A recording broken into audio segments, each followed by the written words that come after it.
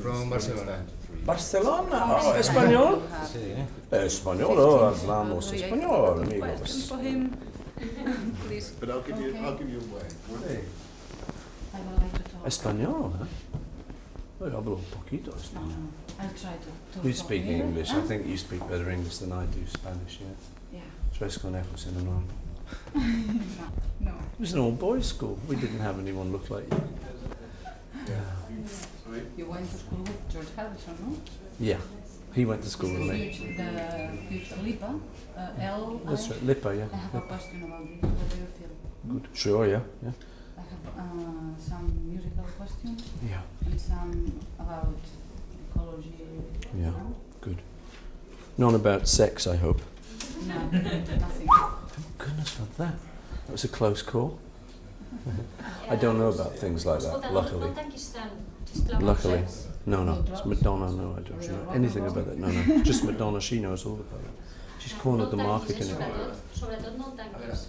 No, està fent poc. First of all, Ara? make you a question about Barcelona. See, Ahora en general un moment. Barcelona. I always had a pen pal there, you know. What was his name? Juan Rodriguez. There must be a million Juan Rodriguez's in Barcelona. It's like John Smith or something, isn't it? It was, you know, when I was at school, we used to write to each other. I don't know what happened to him. But he knew I was in the Beatles, he wrote to me. Probably dead or something. So, how are you? Okay? Tocando? Okay. A moment. 5 seconds. 5. I say good night because this is the night. The night, okay. You know, Yes. The program the night, okay? Good night, Mr. McCartney. McCartney, how are Hola, you? Hola. Magda. Buenas tardes. Noches. Noches, okay. Bona nit in Catalan. Thank you very much.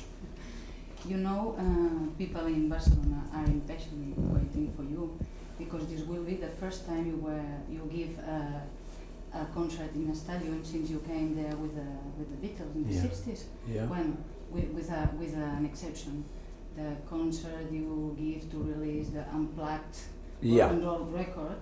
That's right. The Celeste Club. Yeah, Was it? Yeah. but it goes for the happy few who get lucky enough Yeah. to get the ticket. It was a small one, yeah. Now, why did you choose Barcelona of all European cities? It's not really up to me. No, really it isn't. I always ask the promoter and I say, you know, where do you think we ought to play? And so I leave it up to him really. But I like Barcelona very much. When I was in school, I used to write to a guy in Barcelona. We used to be pen pals. And he would write in Spanish and I would try and, because I studied Spanish in school. Not very well, but I did study it. And I would write back in English. But I don't know if we ever find him. It's Juan Rodriguez, I think his name was, but there's lots of them, right? 500 million Juans. Hey Juan, how you doing? All right, amigo. And what made you decide to include Barcelona now in the present tour? Well, as I say, you know, I like it, but it's mainly the promoter's job that. I just talk with the promoter and I say, you know, I'd like to go to Spain, I'd like to go to Italy, I'd like to go to Germany. And he talks with other promoters and they just look at what is maybe the best place to go. So I leave it up to him. So, but it's a beautiful city, you know. What I'd like to go is see some of the tourist things like the Gaudi architecture. You know very nice things about Barcelona? Not many, but one or two. One or two. The other time you were there with in Celeste, you know, Yeah. in the small local. See. You hear what do you think about all the versions we have made in Spain about Beatles songs? Do you know? Yeah, I mean, that's always good for me. It's always a great honour if anybody does my song, you know, because if you write a song, it really doesn't matter if a little child does it. It's a great honour. So I like things being translated and being done by other artists. So it's good for me. You know the Manolos version of All My Loving? Yeah. What do you think about I've heard it? it. That's good. It's good. That's good, yeah, sure. Do you like it? Yeah. Do you like it? She likes it. Okay, Manolos, hey. Well, some critics say that Off the Ground is the more Beatles-sounding record you have made after you broke off with the band. Do you think that is true? That's maybe true. When we first broke up with the Beatles, we didn't want to do anything that sounded like the Beatles, so we tried to be very different. But I think as time went by, I think we all understood that it was our sound. And if we just left it behind, then everyone else would just take it and people wouldn't realise that it was ours, you know. So I like Beatle records, you know. Me too. Yeah. Well, you know, I like them and I have a nostalgia for them. I like the simplicity of them. I like the sound. So now I'm not really frightened to make something that sounds a bit like it, because it's really, now it's a Paul McCartney record that sounds like a Beatle record. So that's okay for me, you know. I'm not so shy about doing that anymore. It's a good sound, you know. And I think now a lot of people also are coming back to 60s style music, yeah. A lot of the younger bands are interested. The following question I want to ask you. This week has just appeared the Blue and Red record, the compilation, in compact disc, and new generations still love Beatles music. Maybe it can be in the top of the hit parade. Yeah. How do you feel about this? I feel very good. Let's hope so. You know, it's a good tribute that people still want to hear our music, because it was 30 years ago today. You know, it's a long time ago.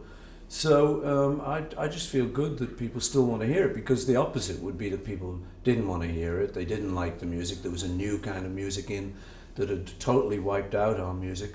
Whereas the opposite seems to be true. You know, people are still interested in that. And I think some of the songs, because we do them in the show, we do some songs like Penny Lane and things. And it's interesting to listen to the words, because I wrote them quite a long time ago. But I think they're still good. They still work now, you know. It's not, some songs, you make songs and they're so simple that they don't work after 30 years. You know, some people's work doesn't sound so good. But I'm happy that ours, I think, still sounds good. And they've made it sound a little better with digital. I mean, I don't know if it's better. I haven't heard it, actually. They don't play them to me. Do you think Beatles are classical? I like them. Good group. Good rock and roll band, yeah. Now, it was, after the Beatles broke up, we were all a little bit angry with each other. So we tried to sort of say, right, you know, we're not going to do anything. But of course, you know, as time goes by, you think, oh, that was great. Or you hear a song on the radio, you think, oh, I like that one, right? And so now we do them in the show, you know. And when you're in Germany here and you do something like back in the USSR, because they're so near to the Soviet Union, it's still an important song. I mean, when Billy Joel goes to Russia, he plays that song. So I don't see why I shouldn't. Oh. Well, the Beatles not only made a musical revolution, but a revolution in the way of life of young people all over the world. Do you feel responsible of the changes in the 60s? I think if we hadn't have done it, somebody else would have. It just that we were like the spokesman for our generation. We were not the only people who thought like that, but we were the most public, and we had this fame, early fame as young guys. So people would come with television cameras and say, "What do you think? What do you think?" And things like, we'd go to America and they said, the first thing they said, "Don't mention Vietnam War." And we said, why not? You know, a lot of our American friends are having to go there. We think it's a bad war. Why? What's America doing there? Shh, don't mention it. Well, we did, you know, because we're honest guys. And they said, well, what do you think about Vietnam War? So we think it's a bad war. And I think all of this changed people's attitudes, you know. And in Spain, you still had Franco. Yeah. I mean, you know, it was quite a tight regime. I remember going to Spain then. And it was, the grown-ups had control. Young people, you know, girls were still being chaperoned out. It was peasant. It was like a peasant country, beautiful country, and we loved it. You know, it was very beautiful and great history. But the young people we met didn't seem very liberated. But now it's very different, you know. And I think if we've had some small part in that, then I think that's a good thing. I think liberation is always better than prison. Yeah. Do you think that in the 19th we need some radical changes, kind of revolution like in the 60s? Well, I think it is changing. I think it is changing all the time. I think you don't stop this kind of change. I think it's like in China now. We see they're repressed. They put down the Tiananmen Square thing, but they didn't really, That's going to break one of these days. It's going to take time. I think the revolution is a slow revolution. I'm interested in certain ideas that are changing, certain things that we promote here. For instance, animal rights, we're hot on now, which is becoming a little bit more of a new issue because people say animals, what's that got to do with anything? It's nothing to do with humans, we can eat them and use them as we want. I think we can learn. I think the human race is still very young. And as you say, there was a big revolution in the 60s. I hope it's going to go on into the 90s. We've got ecology.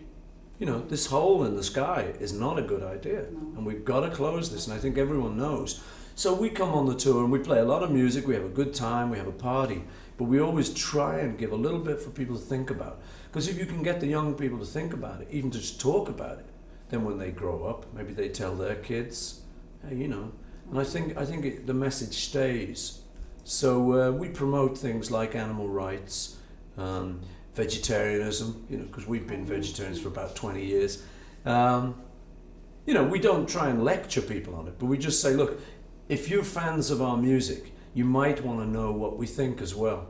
Like you say, the Beatles, it wasn't just the music, it was how we thought. It was what we thought about Vietnam, about Franco, about all this stuff going on.